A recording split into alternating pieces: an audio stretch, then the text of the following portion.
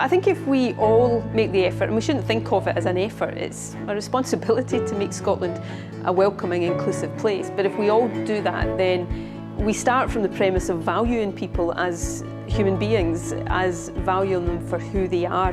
And if that's the foundation on which we build our society, then society is going to be a much better place as a result.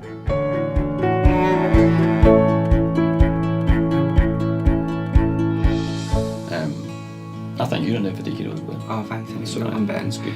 I think it's probably not so much for myself about thinking about the word hero, because I think I would be inclined to agree with Ben. I think it's more about just wanting to try and make sure that you're being a good person and that you're just attempting to be the best person that you can be. And like Ben says, even if you leave after one day and you've helped at least one person feel even remotely better about themselves or the situation, then it's been a good day.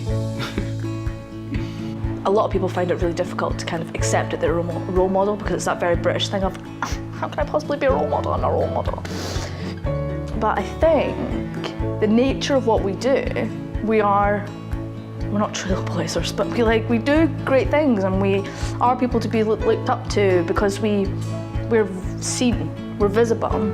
I think in the wedding industry it's very important to create a warm, welcoming atmosphere, because it's a special time in people's lives. Emotions are running high, a lot is riding on it, people have spent a lot of money on it, and it's something that needs to be perfect. So regardless of who you are or why you're getting married, it's important to come to a business that supports you and is going to be helpful.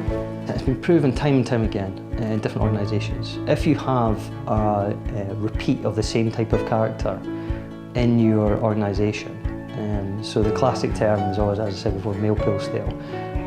Everyone comes up with the same ideas, whereas if you have different backgrounds, if you have someone who's a lesbian, if you have someone who's Sikh, different backgrounds, different ways of thinking, then you've far more chance of having an effective team. The church community is a very broad one. We have people from different backgrounds, different nationalities, different cultures, different denominations, and my job is not to turn them all into good, solid Presbyterians, but it's to allow people to discover their own faith, to walk with God, and to do that without imposing one particular view. And that would be true of whatever nationality they come from, whatever background, or whatever sexuality.